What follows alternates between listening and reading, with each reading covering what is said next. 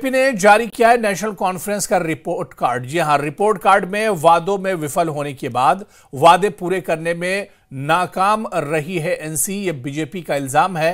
तो आपको बताते चलें कि बीजेपी ने नेशनल कॉन्फ्रेंस सरकार का रिपोर्ट कार्ड जारी किया है। रिपोर्ट कार्ड में वादों में विफल होने की बात कही है और बीजेपी का कहना है कि पूरे वादे पूरे करने में नेशनल कॉन्फ्रेंस सरकार, उमर अब्दुल्ला सरकार नाकाम रही है।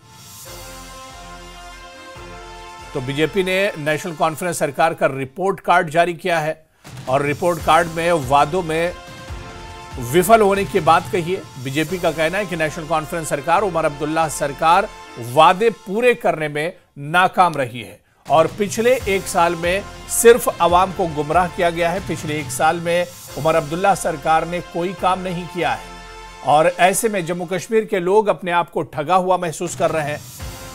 साल 2024 में अक्टूबर में ही उमर अब्दुल्ला सरकार बनी थी और उसके बाद एक साल उमर अब्दुल्ला सरकार का मुकम्मल हो रहा है। ऐसे में बीजेपी ने अब उमर अब्दुल्ला सरकार को लेकर रिपोर्ट कार्ड जारी किया है और इस रिपोर्ट कार्ड में बीजेपी ने कहा है कि उमर अब्दुल्ला सरकार का जो कार्यकाल है पिछले एक साल का, पूरा नाकामी से भरा हुआ है। और रिपोर्ट कार्ड में यह भी कहा गया है कि वादों में यह सरकार वादे पूरे करने में नाकाम रही है।